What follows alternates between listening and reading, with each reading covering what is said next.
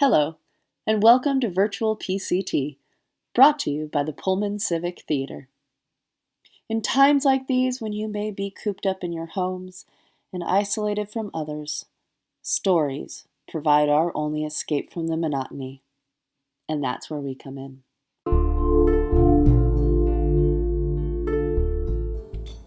We start our story with a young couple fighting on a city street. That's it. I'm through.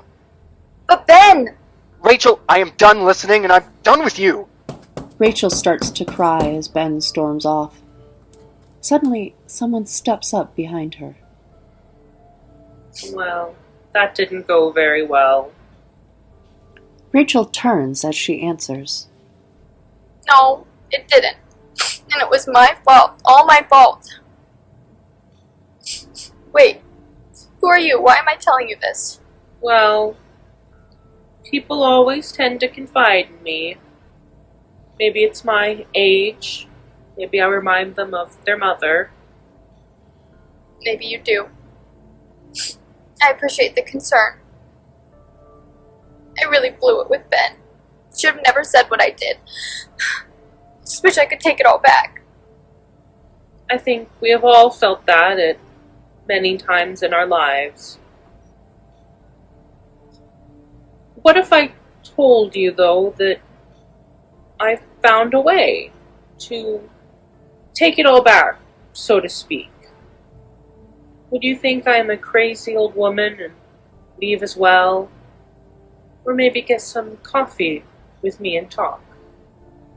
Rachel looks doubtful as she wipes her eyes.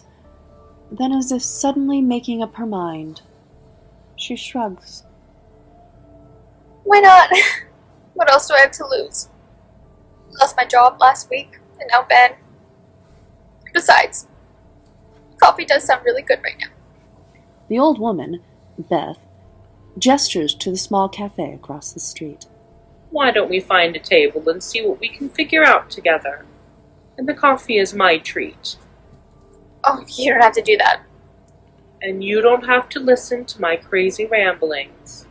Consider it a thank you for indulging an old lady and giving her a willing ear and some company.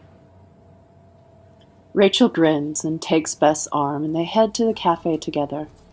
They place their orders and then continue their conversation in earnest once their beverages arrive. If only it were that easy. If I could just push a button, step back into time and do it all over, just take it all back. I know you think it's crazy talk. Everyone does. No one believes me. Beth looks down at her hands, barely holding back the tears. I'm so sorry. Laughing was rude. But you must realize how impossible this sounds. It's okay. I should be used to that response by now. It's just so hard to have this and not be able to pass it on. And soon, it will all come to an end. Come to an end? What do you mean? I have cancer. Third time. And, well, you know what they say. Third time's the charm. Beth reaches up and absent-mindedly strokes the charm hanging from the chain on her wrist. But you just said you beat it twice. Why not? Well, because I am not strong enough. I simply cannot go through the same treatments again. Or even try the new ones. The doctors tell me there's no magic cure this time. But if you really have that wonderful button that you told me about, can't you press it? Take your life back? Take it all back? If only it were that simple. And believe me, I have thought of that and been sorely tempted. However, I was warned when I was gifted with this that I can never step back more than an hour. If I tried to, there would be dire consequences. So, no. I cannot step back and avoid the cancer. The best I can do is see this gift pass on to someone who really needs it. Like you, Rachel. Sorry, I don't know. What if I tried it? What I need to do? Beth looks up excited and takes Rachel's hand. Really? Do you really mean it? Well, I guess. I just need a... Or we could do a test run. Let's see, we've been talking about 45 minutes. You still have time right now to take it all back and win back your young man. But we need to move quick. Even if I did, I'm not sure what I would say. What every man wants to hear. You are sorry, that he is right, and you will always listen to him in the future. You think that'll work? Trust me, no man's ego could resist that. But Ben... Ben is a man, like every other man. Now, I don't want to rush you, but we need to move quickly to save your Ben. Okay, tell me what to do. Beth pulls out an old but well-cared-for pocket watch from her purse. I lost the fob a while ago, but the watch is all you need. You pull the stem so you can set the date, and then roll it back to the time you need. Just like that. When it's ready, you push the stem back into the watch, and voila! Voila! Voila! Boom! Pow! Whatever you want to say. You are back in your body at the time you set it for. Now, here, take the watch carefully. That's it. Oh, don't push it yet. What else do I need to know? Nothing really. Beth carefully takes off the thin gold chain from which the charm dangles from around her wrist and places it around Rachel's wrist. Wear this for good luck. Oh, but I can't. Of course you can. You can give it back to me when we meet in a few minutes. Alright. Here it goes. Beth raises her glass to toast Rachel, even as Rachel pushes in the stem. And poof, she's gone. Rachel, feeling a bit disoriented, looks up from the watch into Ben's angry eyes. I just don't see how you could say that. Embarrass me in front of our friends and potentially get me kicked off the team if word ever got back to the coach that I went to practice high. It's just that I worry about you. And you know what, Ben? You are right. I should have never said anything to anyone. What you do in our home is up to you, as long as it's just our home. Oh, I don't know. Please, Ben. I wish I could take it all back. At least let me take it back with you. I love you so much, and I will change. I really will. I am so sorry. You really mean that? You take it all back? I really do. And I will do anything to make you look good, to help you succeed. Why? Because I love you, silly. Rachel leans in for a kiss, as does Ben. But before they can, Ben is distracted and looks up at the older woman approaching behind Rachel. Can I help you? Oh, I am so sorry to intrude on you happy young people. My, what a beautiful couple you make. Well, thank you. Oh, Beth! This is the wonderful man I was telling you about over coffee. You two know each other? Oh, we really only just met. And you told this almost stranger all about me. Panic fills Rachel's eyes for fear of losing Ben again. Nothing to worry about, young man. I am just a harmless old woman who enjoys hearing about how much a young woman in love would do anything for the man in her life. Made me feel young again. Well, okay. Hey, babe. I need to head to practice. Wouldn't want to be late. Meet you back at our place later for a proper makeup. Rachel reaches in for the interrupted kiss, but Ben turns abruptly and hurries away. Beth shakes her head. Men, what are you to do with them? Well, I believe it's time for our first cup of coffee again. Rachel laughs, gives Beth a big squeeze, and then takes Beth's arm and they head across to the cafe again where they sit and chat, now as chummy as long-time friends. Well, I am so glad the watch has found a home. Remember, use it wisely, never more than an hour. Oh, I will be careful. It's the least I can do for you for all that you've given me. Oh, speaking of giving back, Rachel carefully unlatches the chain with the charm and passes it back to Beth, who slips off the charm. You are so kind, but all I really need is the charm. That is the true keepsake. You keep the chain, and maybe one day you'll have a charm to put on it. Beth secures it back on Rachel's wrist. Now I leave you to live your life. And say, why don't you use the watch again? Right now.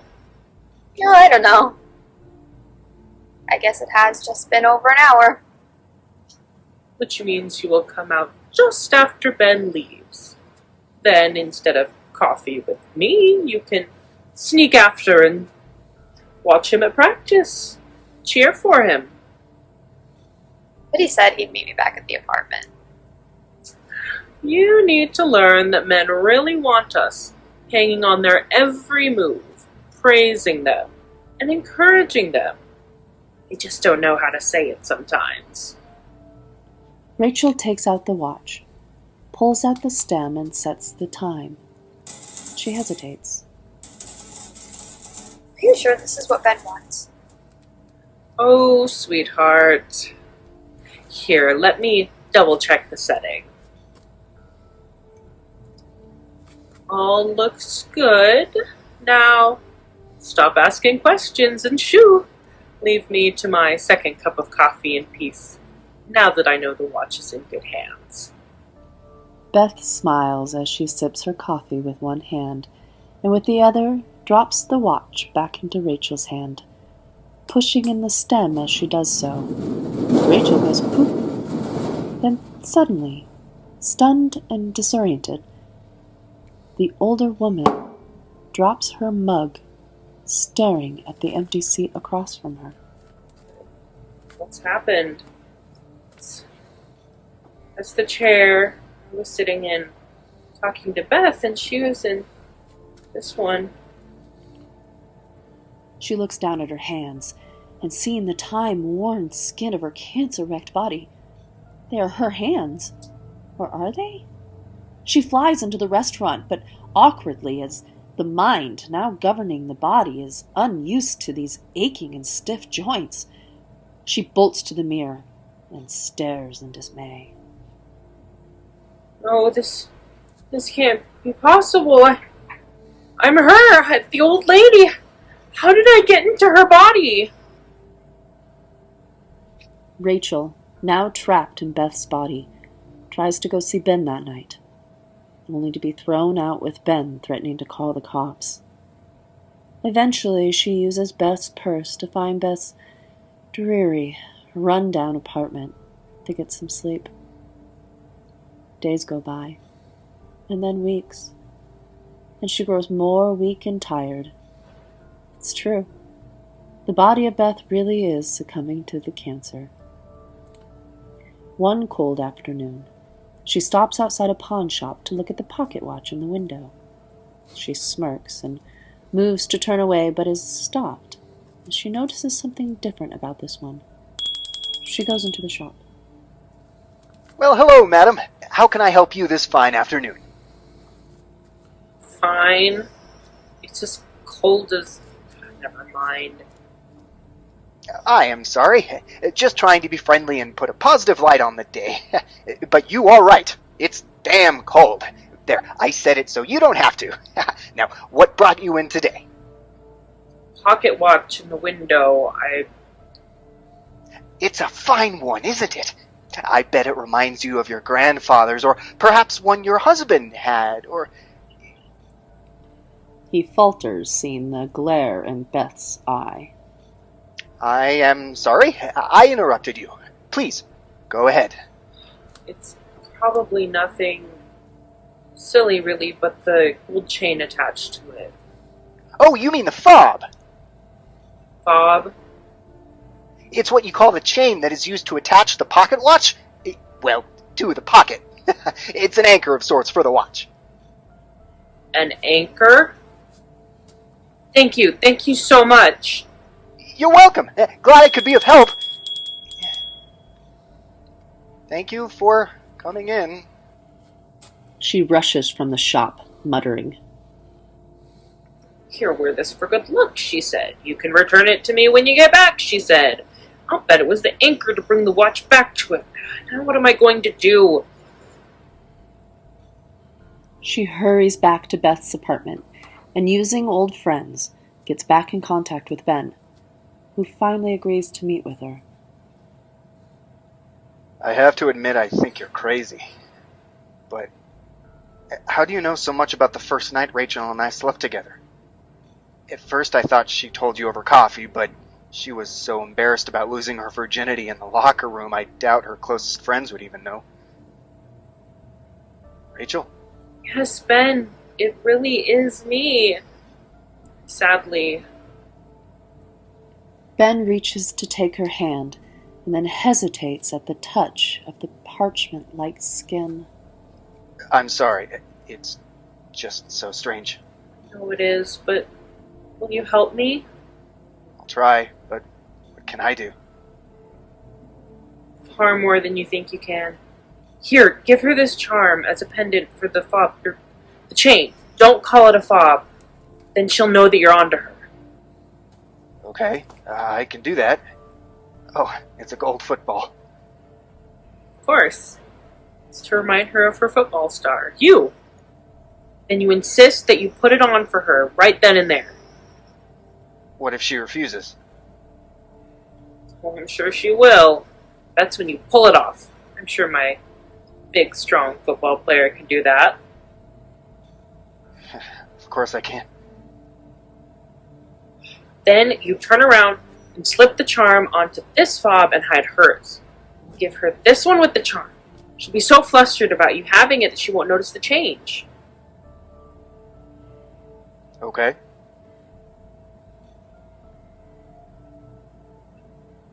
Then get really, really angry and leave the apartment quickly. I'll be waiting in the hall. But how do you know she will use the watch? Well, with all you've said about how she clings to you, adores you, and has never fought with you, you know she'll want to undo that fight. In fact, I bet she's undone fights you don't remember. Why, that no good sneaking. She takes his hand, and this time he doesn't draw back. You can get us back together, Ben. I know you can. I believe in my big guy. Together we can take it all back. She leans in for the kiss, only to find he has turned and is rushing away. She shrugs happily. She's used to her Ben. The next day, she gets a call from him and rushes over to their old apartment building and waits anxiously in the hall. She hears Ben shouting, and suddenly he's in the hall with her. Then he is thrusting the fob onto her feeble wrist before going back inside the apartment. He sees the woman he just fought with putting away an old pocket watch. Reaching for her, they enjoy a long kiss, and as they part, she winks at him. Only he doesn't see it.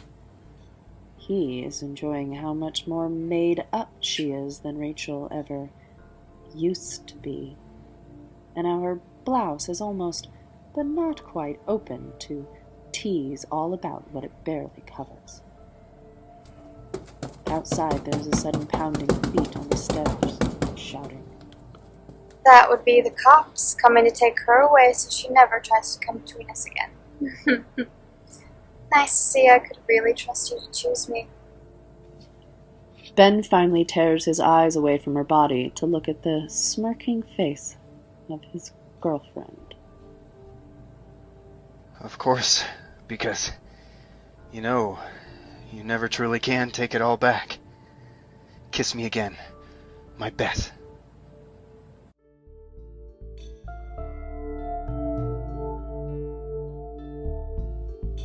The story you've just heard was Take It All Back by Mike Long, featuring Kristen Lincoln as the narrator,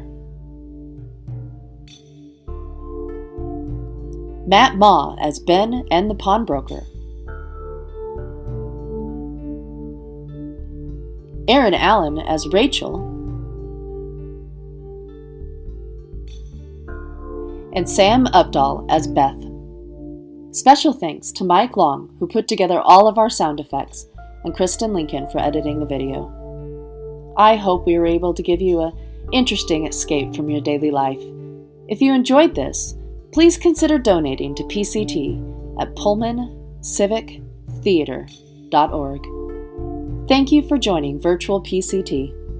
Good night.